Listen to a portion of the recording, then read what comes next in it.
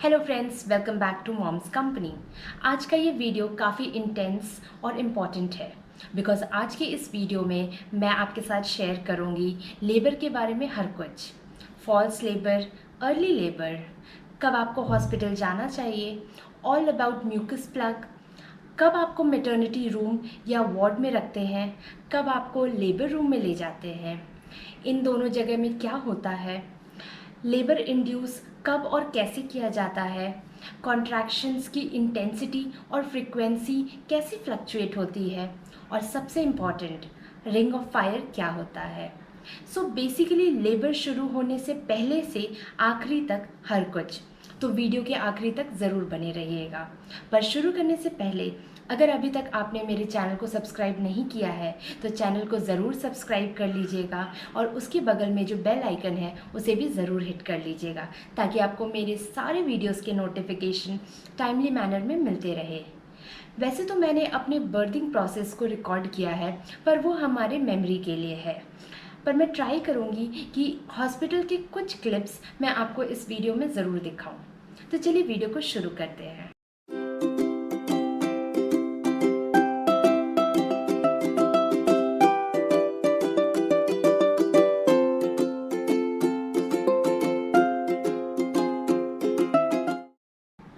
जब हमारी प्रेगनेंसी का लास्ट मंथ चल रहा होता है, हम अपने बेबी से मिलने के लिए सुपर एक्साइटेड होते हैं।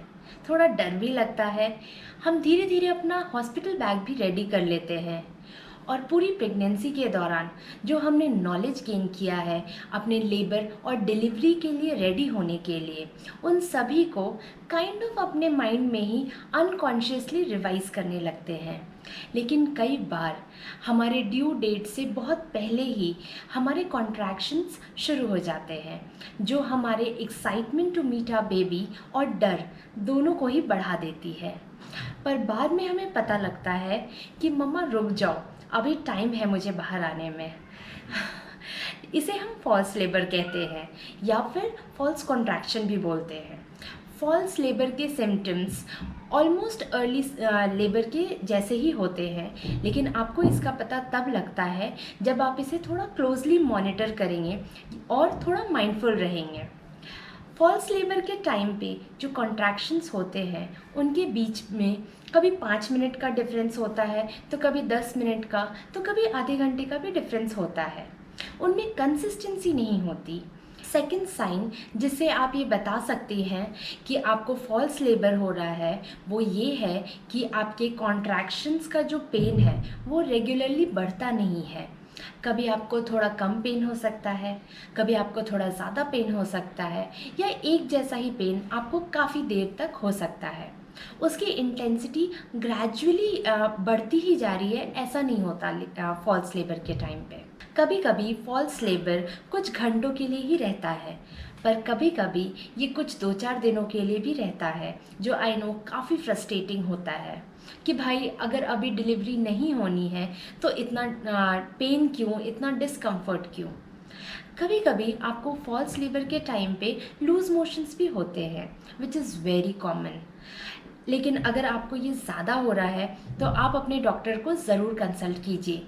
वो आपके हाइड्रेशन को मेंटेन करने के लिए कुछ प्रिस्क्राइब करेंगे जो प्रेगनेंसी सेफ होता है। ओके, तो जब आप ये नोटिस करेंगे कि आपके कॉन्ट्रैक्शंस ज़्यादा कंसिस्टेंट होने लगे हैं, आपका पेन इंटेंस होता जा रहा है, कॉन्ट्रैक्शन के बीच का टाइम या तो सेम रह रहा है या फिर कम हो रहा है पर बढ़ नहीं रहा, तो इसका मतलब है कि आपका अर्ली लेबर शुरू हो चुका है। अर्ली लेबर में कॉन्ट्रैक्शंस के बीच का टाइम 5 मिनट्स भी हो सकता है, 10 मिनट्स भी हो सकता है, और हर कॉन्ट्रैक्शंस 30 to 45 सेकेंड्स के ड्यूरेशन का हो सकता है। इस स्टेज पे हम काफ़ी एक्साइटेड होते हैं और जैसा कि हमारे डॉक्टर्स एडवाइस करते हैं, हम अपने कॉन्ट्रैक्शंस के ड्यूरेशन और दोनों कॉन्ट्रैक्शन के बीच का जो टाइम होता है वो नोट करना शुरू कर देते हैं। पर मेरी आपसे यही सलाह रहेगी कि आपको पूरे टाइम इन कॉन्ट्रैक्शंस को मॉनिटर नहीं करना चाहिए, इससे एंजाइटी बढ़ती है और इस टाइम पे हमें जितना हो सके काम रहना चाहिए, शांत रहना चाहिए। तो सपोज़ आपने 7-8 कॉन्ट्रैक्शंस मॉनिटर कर लिया, उसके बाद या तो आप रेस्ट कर लीजिए या फिर आप किसी और एक्टिविटी में अपने आप को बिज़ी कर लीजिए। फिर जब आपको लगे कि कॉन्ट्रैक्शंस का ड्यूरेशन बढ़ रहा है और 2 कॉन्ट्रैक्शन के बीच का टाइम कम हो रहा है, तो फिर आप ऐसे ही कुछ 7-8 कॉन्ट्रैक्शन मॉनिटर कर लीजिए और फिर किसी काम में अपने आप को बिज़ी कर लीजिए। ऐसा बिल्कुल भी नहीं है कि आपका लेबर शुरू हुआ और आपको तुरंत ही हॉस्पिटल जाना है। लेबर पेन्स के टाइम पे कौन सा सही टाइम है जब आपको हॉस्पिटल में जाना चाहिए, ये डिपेंड करता है 5:1:1 रेशियो वाले रूल पे। इस रूल का मतलब ये है कि जब आप अपने कॉन्ट्रैक्शंस को 1 घंटे तक मॉनिटर करते हैं और उस 1 घंटे में अगर आपको हर 5 मिनट में 1 मिनट तक कॉन्ट्रैक्शन आ रहे हैं, तो आपके हॉस्पिटल जाने का टाइम आ गया है। इस अर्ली लेबर के टाइम पे आपका म्यूकस प्लग भी बाहर आ सकता है। अब ये म्यूकस प्लग क्या है? तो म्यूकस प्लग आपके सर्विकल कैनाल में एक गाढ़ा और चिपचिपा म्यूकस का कलेक्शन होता है, जिसका बेसिकली ये काम होता है कि वो बैक्टीरिया या इन्फेक्शन को आपके यूट्रस और बेबी तक पहुंचाने से बचाता है। तो बेसिकली आप उसे अपने बेबी के लिए एक प्रोटेक्शन शील्ड कह सकते हैं। ये जनरली वाइट कलर में होता है, लेकिन किसी किसी केस में ये थोड़ा पिंकिश या ब्राउनिश शेड में भी हो सकता है, क्योंकि इस टाइम पे जब आपका म्यूकस प्लग बाहर आता है तो इसका मतलब ये है कि आपकी बॉडी डिलीवरी के लिए तैयार हो रही है। आपका सर्विक्स डायलेट हो रहा होता है और उसकी वजह से आपके ब्लड वेसल्स वहाँ के ब्रेक हो रहे हैं और उसका ही थोड़ा सा अंश म्यूकस प्लग में आपको देखने को मिल सकता है। अगर टॉयलेट के समय या फिर वाइप करते समय आपको लगे कि म्यूकस का एक अच्छा खासा हिस्सा बाहर आ गया है, तो आप उसकी फ़ोटो क्लिक करके अपने डॉक्टर को भी सेंड कर सकते हैं, जस्ट टू कंफर्म कि वो म्यूकस प्लग है कि नहीं। अगर आपने ऐसा नहीं किया, अगर आप ऑब्ज़र्व नहीं कर पाए कि आपका म्यूकस प्लग निकल गया, तो भी इससे कुछ खास दिक्कत नहीं है। जनरली म्यूकस प्लग के निकलने के 1 या 2 दिन के अंदर ही लेबर शुरू हो जाता है, पर अगर म्यूकस प्लग के निकलने के 3-4 दिन बाद भी आपका लेबर शुरू नहीं होता है, तो आप प्लीज़ एक बार अपने डॉक्टर को ज़रूर कंसल्ट करें। म्यूकस प्लग का बाहर आना एक काइंड ऑफ इशारा है कि अब आपकी बॉडी आपकी बेबी को डिलीवर करने के लिए रेडी है। अर्ली लेबर के टाइम पे आप अपना रूटीन वर्क फिर भी कर पाएंगे, पर जैसे जैसे टाइम निकलेगा आपका पेन इंटेंस होता जाएगा और उस टाइम पे कुछ भी करना बहुत ज़्यादा डिफ़िकल्ट हो जाएगा। इस टाइम को हम एक्टिव फेज़ ऑफ लेबर कहते हैं। इस टाइम पे आपको अपनी ब्रीदिंग एक्सरसाइजेस कंटिन्यू करने चाहिए। आपको अपने नाक से डीप ब्रीथ लेना है और अपने मुंह से थोड़ा लंबे समय के लिए छोड़ना है। सपोज़ आपने ब्रीद इन किया फॉर 5 सेकेंड्स, तो आप एक्सेल करने के टाइम पे 6 या 7 सेकेंड्स ले। यही आपको आपके लेबर पेन में सबसे ज़्यादा आराम देगा। लेबर पेन के टाइम पे आपको अपने हाइड्रेशन का भी अच्छे से ख्याल रखना है। हर 5-10 मिनट में आपको सिप बाय सिप पानी ज़रूर पीते रहना है। आपको एक्टिव लेबर के टाइम पे एक्टिव रहना है। आई नो उस टाइम पे बहुत ज़्यादा पेन होता है, पर आप जितना बेड पर रहेंगी, पहले तो आपका ध्यान पेन की तरफ उतना ज़्यादा जाएगा, आपको पेन उतना ज़्यादा फील होगा और सेकेंडली जो आपका डायलेशन प्रोसेस है वो कंपेरेटिवली थोड़ा स्लो हो जाता है। तो इस टाइम पे आप वॉक कर सकते हैं। हॉस्पिटल्स में बर्दिंग बॉल्स अवेलेबल होते हैं, तो आप उसे यूज़ करके हिप ओपनिंग एक्सरसाइजेस कर सकती हैं। आप बर्दिंग बॉल में सिंपली बैठकर अपने हिप्स को आगे और पीछे की साइड मूव कर सकते हैं। आप अपने पैरों को आउटवर्ड पोजीशन में रखकर अपने हिप्स को राउंड राउंड रोल भी कर सकते हैं, या फिर आप सिंपली बॉल पर बैठकर बाउंस भी कर सकते हैं। ये भी काफ़ी हेल्पफुल होता है। अगली चीज़ जो आपको ध्यान में रखनी है ड्यूरिंग एक्टिव लेबर, वो ये है कि आपको थोड़ा भी स्ट्रेस नहीं लेना है, थोड़ा भी पैनिक नहीं करना है। आप उस टाइम पे पॉजिटिव एफर्मेशंस प्रैक्टिस कर सकते हैं, जैसे कि हाँ मैं ये कर सकती हूँ, मेरी बॉडी काफ़ी स्ट्रॉन्ग है, मैं अपने बेबी को वजाइनल डिलीवरी के थ्रू बर्थ दे सकती हूँ। ये आपके बर्थ पार्टनर भी आपके लिए कर सकते हैं, आपको हिम्मत देने के लिए। एंड ट्रस्ट मी, इससे बहुत ज़्यादा फ़र्क पड़ता है। आप हल्का हल्का अपने निपल्स को स्टिम्युलेट भी कर सकते हैं। इससे आपके बॉडी में ऑक्सीटोसिन नाम का हैप्पी हॉर्मोन्स रिलीज होता है, जो आपके कॉन्ट्रैक्शंस की फ्रीक्वेंसी और इंटेंसिटी दोनों को बढ़ाता है, जो कि डायलेशन में हेल्प करता है। इस टाइम पे आप ओम का जाप या मेडिटेशन भी ट्राई कर सकते हैं, बेसिकली जिससे भी आप काम फील करें, बिकॉज लेबर पेन के टाइम पे वो टाइम बाई करना बहुत इम्पॉर्टेंट है। आपको अपने दिमाग को शांत रखना है, काम रखना है। इसके लिए आप अपने रूम में डिफ्यूज़र भी लगा सकते हैं for aromatherapy. It really helps. मैंने अभी तक जो भी टिप्स शेयर किया है वो सब मैंने अपने डॉक्टर और फिजियोथेरेपिस्ट के एडवाइस से ही किया, और टचवुड मैंने एक बहुत ही प्यारी सी बेबी को सेफली वेजाइनल डिलीवरी के थ्रू बर्थ दिया। तो आप इस चीज़ को एज अ रेफरेंस अपने दिमाग में रख सकते हैं, पर आप जो भी करें उस टाइम पे अपने डॉक्टर से एक बार कंसल्ट करके और डिस्कस करके ज़रूर करें। अब लेबर पेन को रिड्यूस करने का मेरा लास्ट और फेवरेट टिप है वार्म वाटर बाथ। जब मैं हॉस्पिटल में एडमिट हुई थी उससे 2 दिन पहले से ही मुझे ऑलरेडी बहुत ज़्यादा पेन था। इंटेंसिटी समझने के लिए आप ये जान लें कि मैं लिटरली 2 रात से सोई नहीं थी, और फिर 3rd डे मैं हॉस्पिटल में एडमिट हुई तो मुझे काफ़ी ज़्यादा पेन था। या coming back to my point, तो मेरे पेन को देखते हुए जैसा कि डॉक्टर्स जनरली एडवाइस करते हैं, उन्होंने मुझे कहा कि आप अच्छे से गर्म पानी से नहा लो, जितना भी हो सके, मतलब आप जितना बर्दाश्त कर सको उतना। इससे आपके पेन में आपको रिलीफ मिलेगा। एंड सच में इट वर्कड एज मैजिक। तो आप भी ये ट्राई कर सकते हैं अपने लेबर पेन को थोड़ा सा ईज आउट करने के लिए। तो गाइज़, ये थे कुछ इम्पॉर्टेंट टिप्स जिससे कि आप अपने लेबर टाइम को थोड़ा सा आसान बना सकती हैं। अच्छा, कई केसेस में डॉक्टर्स आपको लेबर इंड्यूस करते हैं जब उन्हें लगता है कि आपका टाइम आ गया है डिलीवरी का और नेचुरल वे में आपका लेबर स्टार्ट नहीं हो रहा है। तो चलिए जानते हैं कि कौन कौन से कंडीशन में आपके डॉक्टर ऐसा कर सकते हैं। फर्स्ट, तो तब जब आपका ऑलरेडी फुल टर्म हो चुका है, 40 वीक्स हो चुके हैं और उसके हफ्ते 10 दिन के बाद भी नेचुरल वे में आपका लेबर इंड्यूस नहीं हुआ।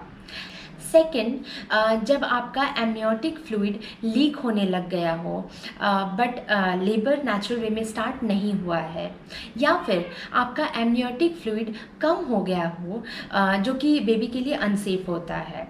थर्ड, कि अगर लास्ट के फ्यू डेज़ में बेबी ग्रो कर ही नहीं रहा है, या फिर आपके यूट्रस में किसी तरीके का इन्फेक्शन हो गया है, तो अगेन ये बेबी के लिए बहुत रिस्की हो सकता है। नेक्स्ट पॉइंट जब आपके डॉक्टर ये कंसिडर करते हैं वो तब है कि अगर आपको किसी तरीके का मेडिकल इशू है, जैसे कि जेस्टेशनल डायबिटीज़, बीपी, या फिर कोई हार्ट या किडनी से रिलेटेड इशू। कभी कभी प्लेसेंटा भी यूट्रस के वॉल से अलग हो जाता है, तो उस टाइम भी आपके डॉक्टर आपको लेबर इंड्यूस करने की सलाह दे सकते हैं। लेबर इंडक्शन नेचुरल तरीके से भी कर सकते हैं, लाइक मेम्ब्रेन स्वीप, या फिर अगर आपका सर्विक्स पार्शियली डायलेटेड है तो वो एक टूल यूज़ करके आपके एमनियोटिक सैक में एक छोटी सी छेद भी कर सकते हैं, या फिर वो मेडिकेशन भी यूज़ कर सकते हैं। तो मैंने आपको लेबर टाइम को डील करने के कुछ टिप्स बताए, किन सिचुएशन में आपके डॉक्टर आपको लेबर इंड्यूस करने की सलाह दे सकते हैं, या फिर कैसे कैसे लेबर को इंड्यूस किया जा सकता है। तो अब वापस आते हैं अपने एक्टिव लेबर के टॉपिक पे। तो बेसिकली लेबर के टाइम पे आपका सर्विक्स डायलेट हो रहा होता है ताकि आपका बेबी बाहर आ सके।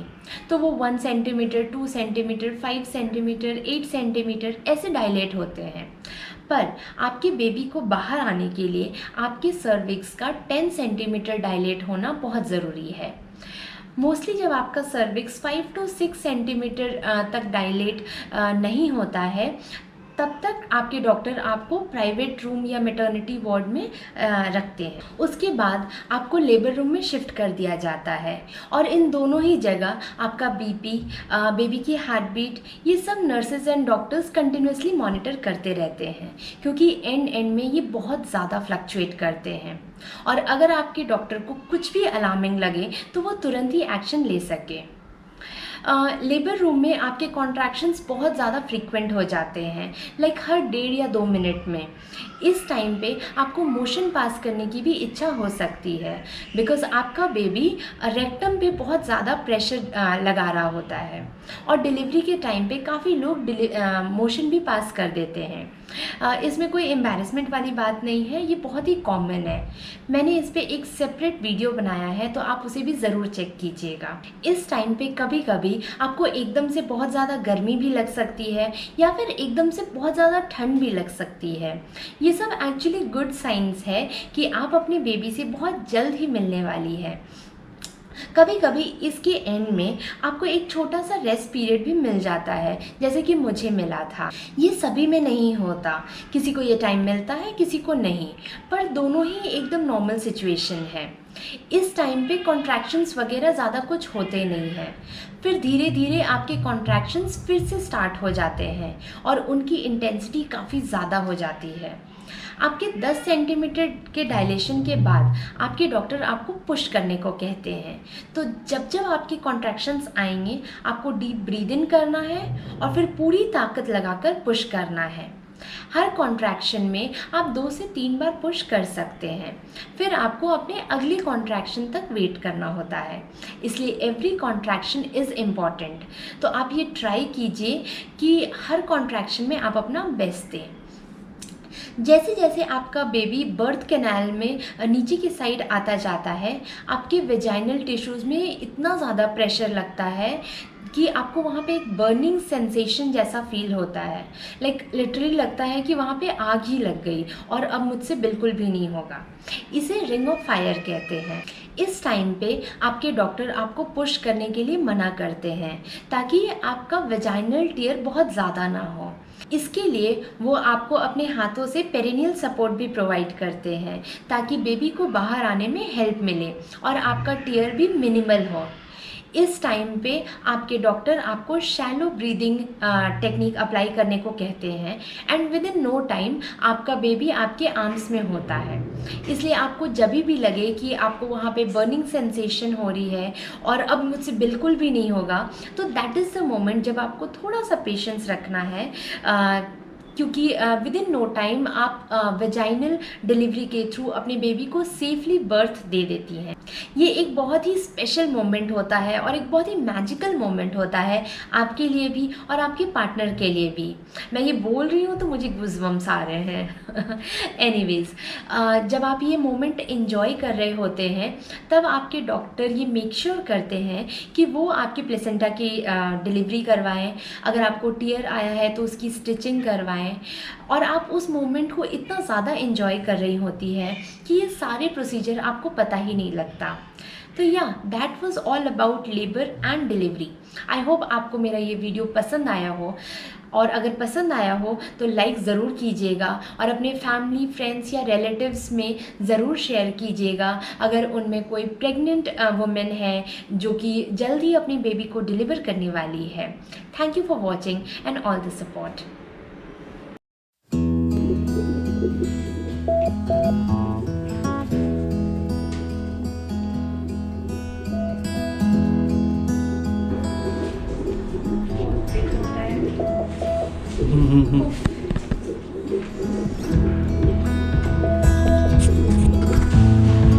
ऐसी से है।